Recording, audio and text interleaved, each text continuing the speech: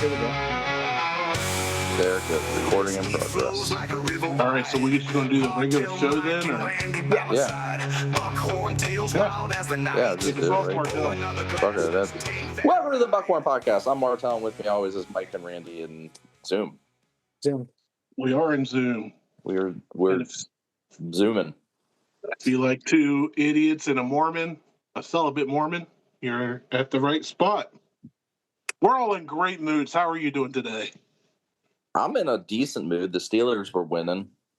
Were they? Yeah, they had an early game. It's 24-21 right now.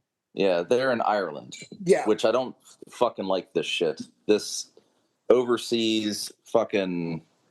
You know who else doesn't like this shit? The backup quarterback to the Steelers who got mugged Friday night. Oh, yeah? I'm sure he doesn't like this shit at all. Will Howard got mugged? No, the other one. The one who's on... You have another one? The other, yeah, the one who's on IR. Not the other Will Howard, the other backup QB. All right, boys, what are we drinking today? Water. Water, that's fun. Coffee with the splash of Makers. Yeah, nice. I don't feel like drinking today. It happens. I drank last night. What did you drink last night? So for neighbor, was it a neighbor? No, I had... What the fuck did I drink last night? Eagle Rare, Maker's Mark, Pursuit United. Ooh, ran the gamut. Yeah, I was doing all the things last night. Does that sound like I'm pissing? Does it sound like you're pissing? No. Okay, good. Are you trying? No, not that I'm aware of. I was pouring a drink and I didn't want to be like, goo. So Martelle went hard in the paint. I haven't drank. Beth and the boys have been gone since Friday. So I didn't go hard in the paint. Well, you went in the paint gently. Hold on, I just realized my audio is not coming through my fucking headset. So that's pretty cool. Could go up. You good now? No, you just keep talking. I'll figure the shit out. Okay, so. All right, figured it out. Well done. Yeah, I'm pretty good at this electronic bullshit that I don't like. All right, so for long-time listeners, we had a chat, and we're trying something new. We are all on Zoom in our own abodes. I'm glad I messaged Martelle because I was straight heading to your house, and you would have been like, "The hell are you doing here?" So I was like, okay. I thought we were doing this. That's what we talked about last week, was trying to figure out how to do it through Teams, which, fuck Teams. Jesus fucking Christ. Fuck Teams. Like, all things Microsoft, really. Like, I don't understand, like, the whole fact that you have to, I don't like this pay-to-use shit. Like, at least Zoom gives you 40 minutes per meeting. But for fuck's sake, like, it's ridiculous. It's fucking stupid. I'm 100% with you on that. Fucking stupid. Like, everybody wants, I get it. Everybody needs their money, and they all want to go to the subscription model, and blah, blah, blah. Fuck all the way off with you. Everything's going subscription. I know. Pretty soon you're not going to have a car be able to start without a subscription. So it's just fucking over all of that subscription model based shit. Like, I pay enough that with Adobe and them constantly. I don't need someone to constantly update the fucking app. Like, yeah, it doesn't need to have a weekly fucking updates. I don't give a shit. I don't use it to the extent that I need to have weekly updates on my software. Like, let me pay $300. I'll use version 21 for 20 years of whatever piece of software, or I'll just pirate the shit because you're just going to piss me off. You mean you don't? No, I'm with you. The bug update that's going to make sure that your clock is accurate to the millisecond? Yeah, I don't need Takes 14 minutes to download? Yeah, so you can edit your PDF. To the atomic clock. Well, no, it's all AI functionality now. Like I had to go buy a fucking Mac. Well, I had to go buy a new computer either way, so I ended up buying a Mac because my PC couldn't handle all the fucking updates they did, like with all the AI shit. And I don't give a shit about the AI stuff either. Like I barely use any of that stuff. Right. So yeah, Adobe's the only thing I need Adobe to do is edit PDFs or save PDFs or turn the something bare into a basics. PDF. I don't even have Adobe on this laptop. I did on my work one because they paid for it, and then they went to something called Nitro Pro. But you go to free PDF editor online, you can find 15 of them easily.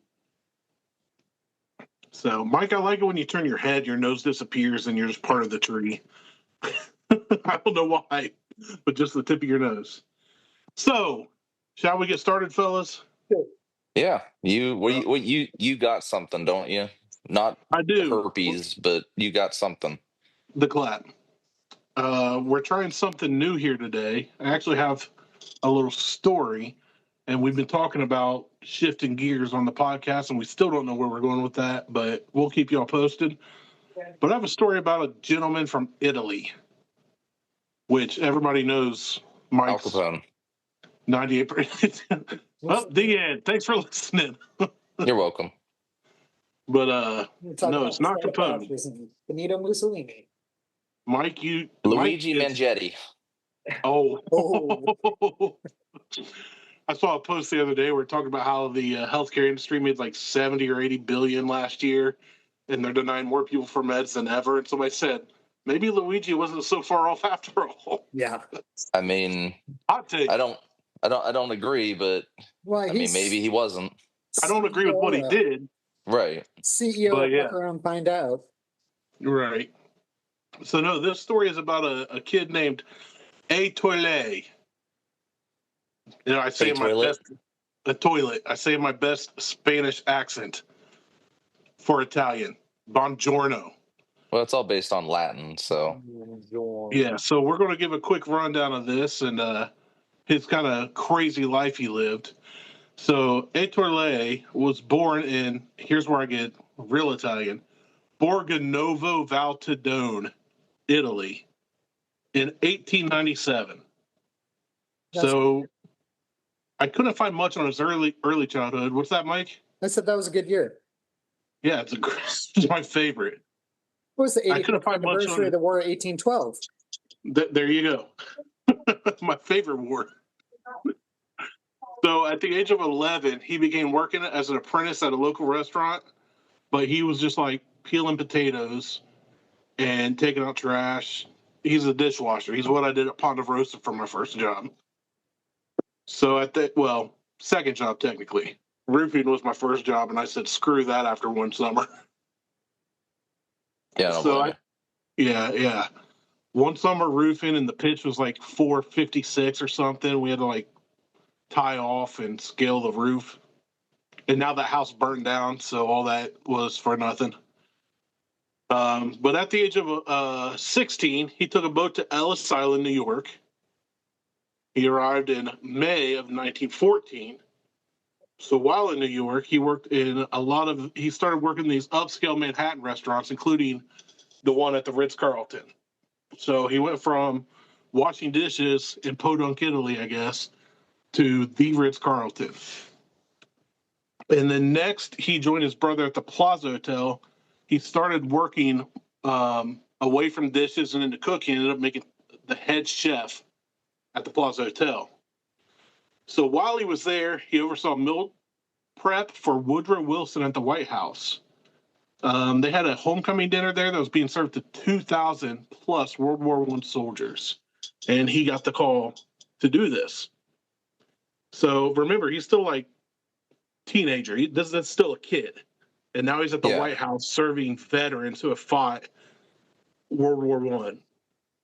So Ettore moved to Cleveland, Ohio, of all places, in 1917. Eventually becoming a head chef. I knew you'd have something to say about that, and I don't disagree. It kind of shows you that region, the Northeast and eastern region of Ohio, how prolific it was back in the day. Like, you grew up there in the 80s, mainly, right? 80s and 90s. And we've heard of, in the past, musical guests from Steubenville and all this. So he moves to Cleveland, and he started introducing an Italian menu featuring authentic dinners. So in 1924... Oh, you said Italian menu. I thought you said he started introducing Italian men to authentic dinners. I mean, it was 1917. We're heading into the roaring 20s. Things were getting a little crazy, you know. So in 24, he established his own restaurant called, I'm going to screw this up so bad, the Il Giardino d'Italia, which means the Garden of Italy. And being that he's in Cleveland. Olive Garden or DiGiorno's? He started Olive Garden in Cleveland, Ohio in 1924. Because when you are there, you are family. Yeah. He introduced the world to unlimited breadsticks, and we thank him for that. End of the show. I'm good. Yeah, bottomless salads.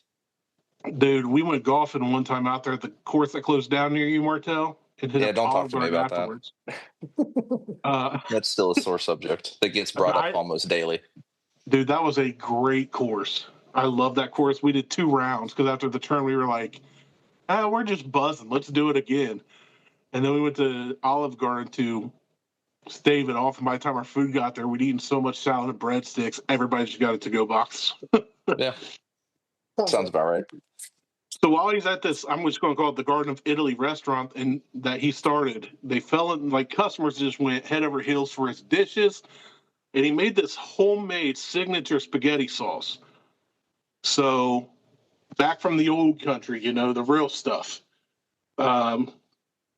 So the customers fell in love with these dishes. The request became so great for just samples of his recipe that Etoile began to sell his sauce in milk bottles. So again, we're talking a different time. This isn't go get your gallon from Kroger or Aldi or Giant Eagle or wherever. So this dude started ragu. Yeah, he was basically drinking milk, rinsing them out. Here you go. Enjoy your ragu the way Mama used to make it. So in 1928, Etoile met a nice couple. Their names were Maurice and Eva, and they were customers of his restaurant. They just kept coming back. They loved his food. It was all authentic. It was homemade. It was like nothing they'd ever had before in Ohio back then. And they just happened to own this local self-service grocery store chain. So they helped Etoile and his brother Paolo develop a process for canning their sauce and foods in larger quantities and help with the distribution and stuff, okay? So in 1938, and it always blows my mind reading stories like this because my great-grandpa was born in 1910. So I'm like, my great-grandpa was 28 when this crap happened. Like, he very much could have been part of the story, and we just don't know it.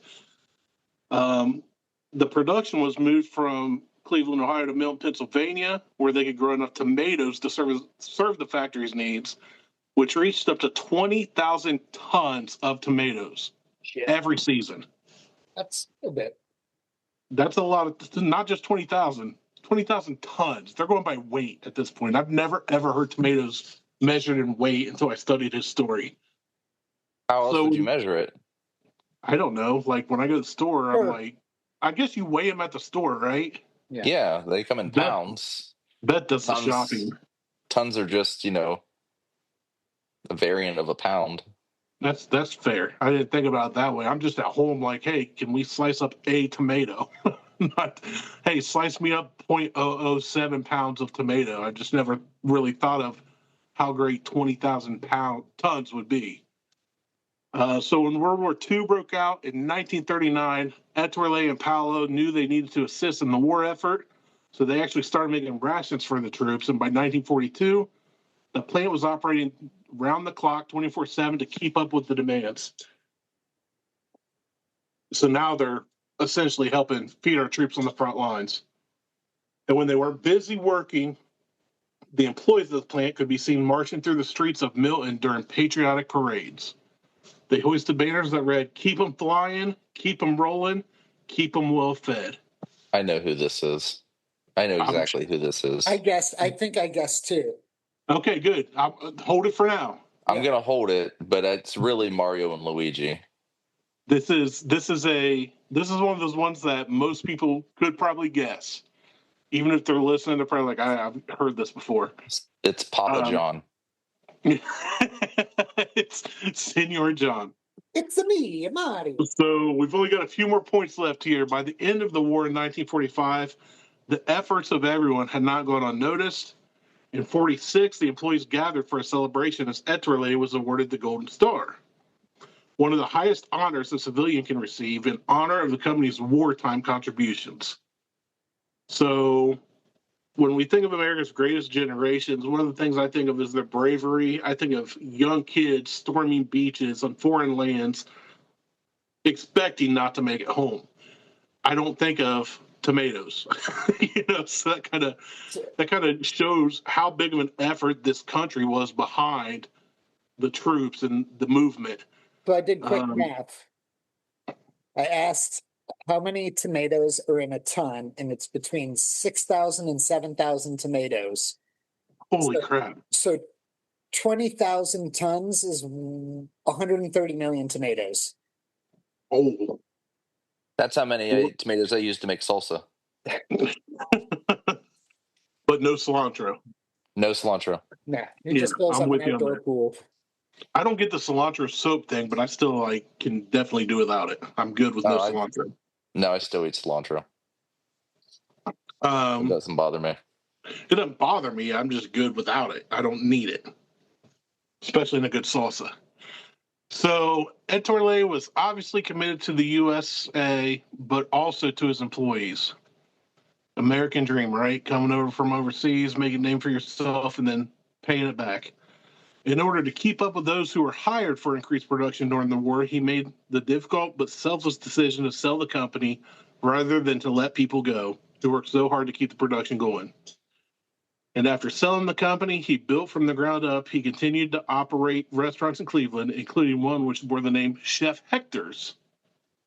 Etoile in America commonly went by Hector because nobody could pronounce his name. So Hector Etoile. Hector's very Spanish. It's very Espanol Latin name.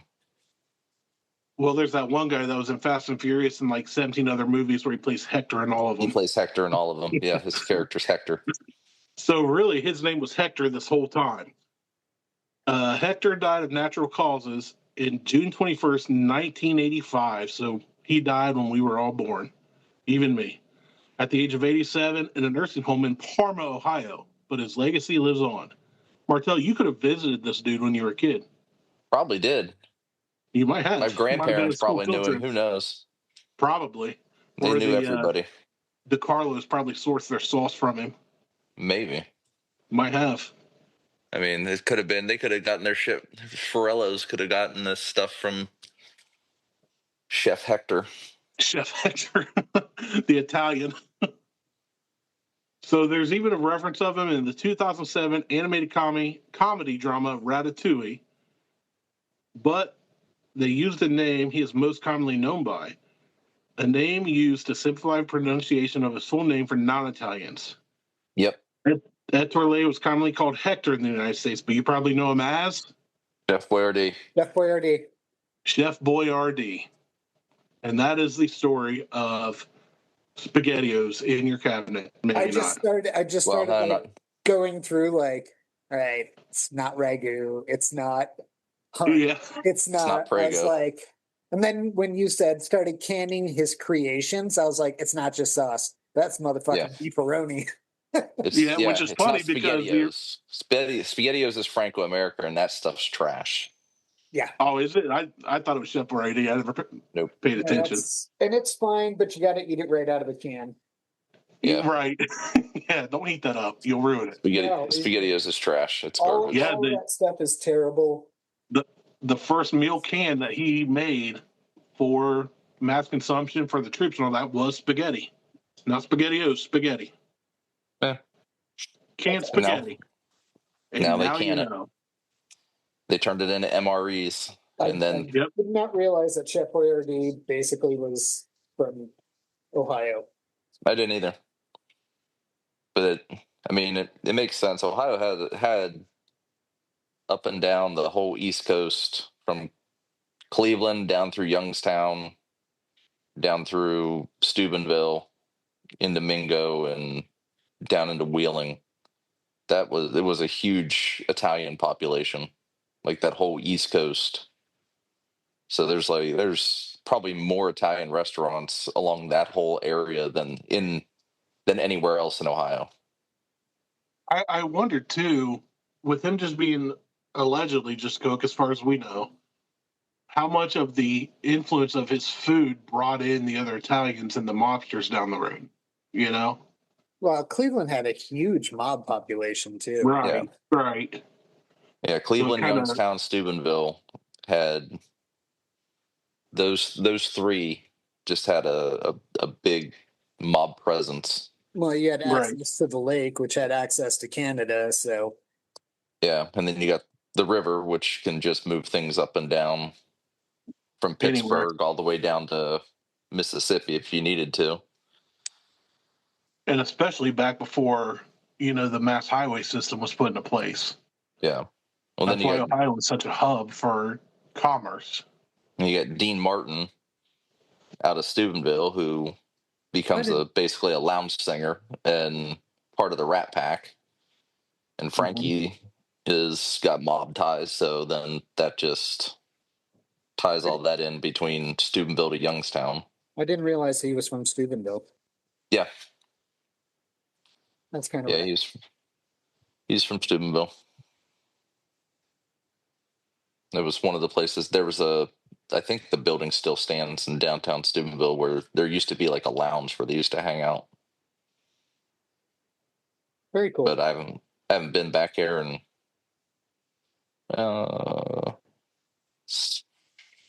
3 years, and I'm gonna try to keep that streak going.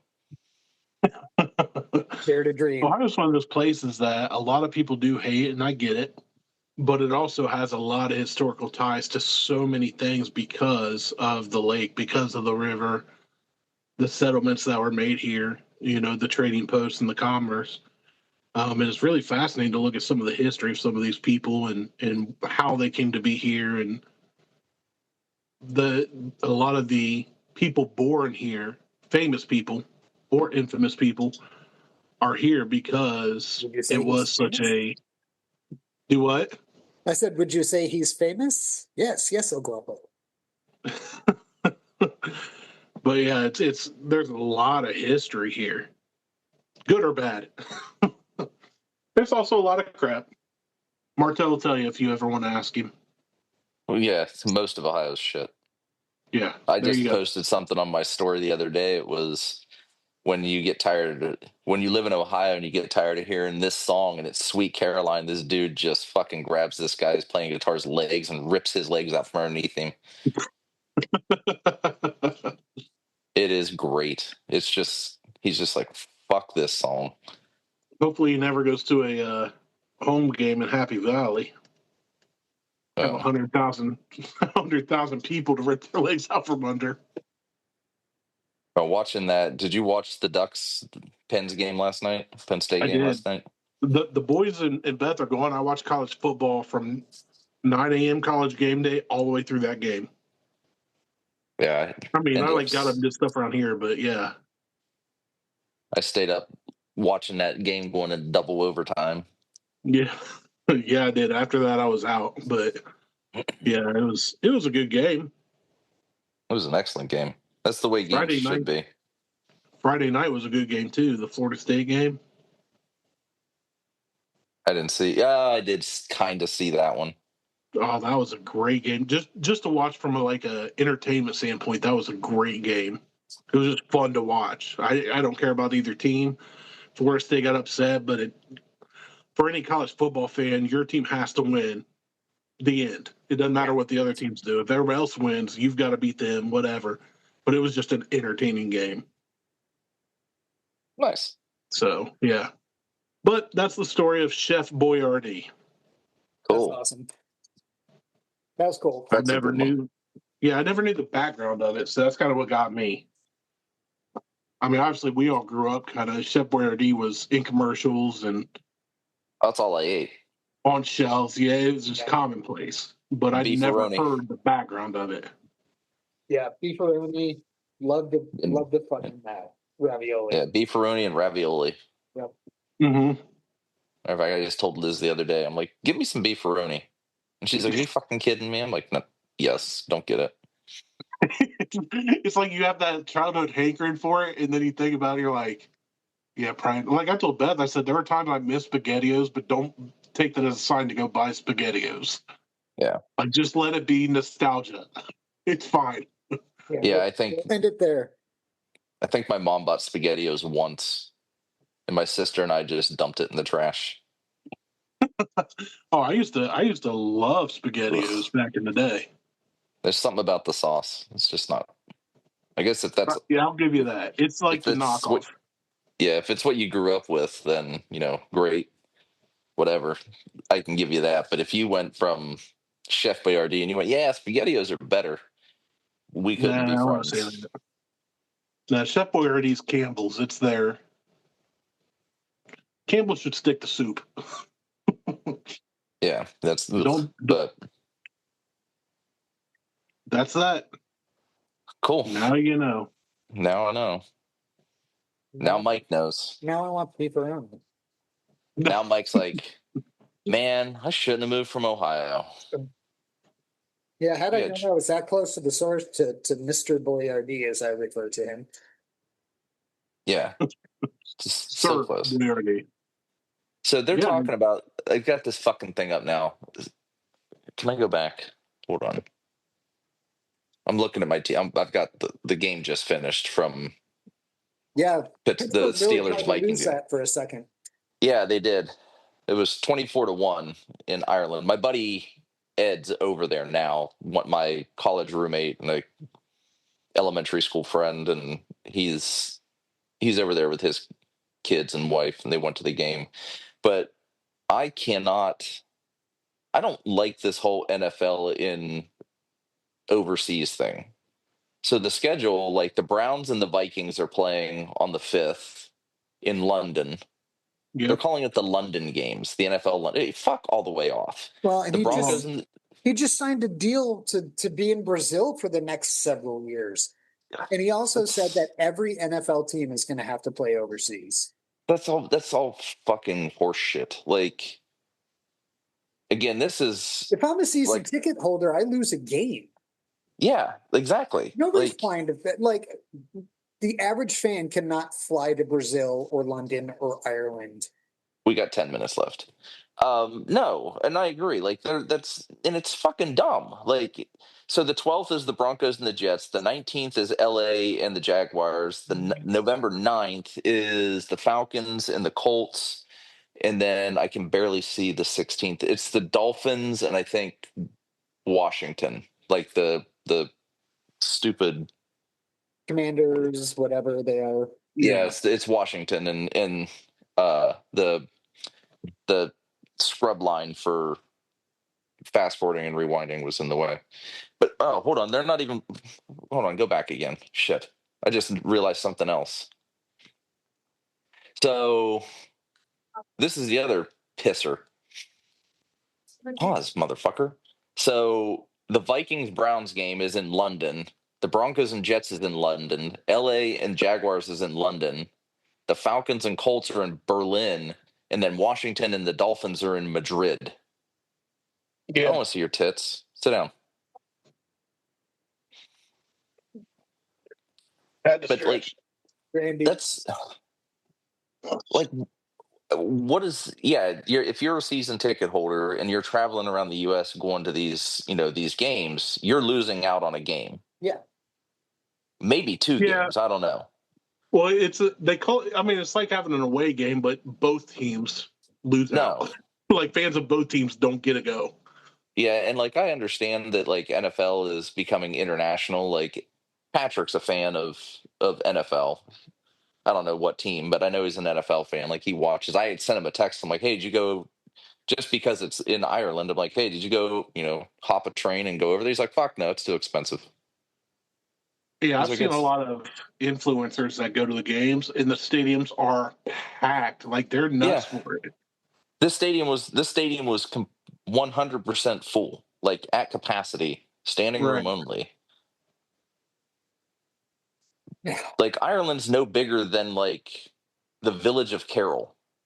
Like the entire country is smaller than the village of Carroll. Yeah. And they they've got 77,000 people there. I was watching the game. I heard them announce it.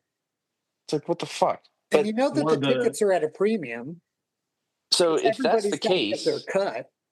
Right. So if that's the case, okay, NFL, you want to do this thing, start creating teams like a European league. I think that's what they're going for. Like do a European league, do a South American league, do, an Asian league. Didn't they try that at one point?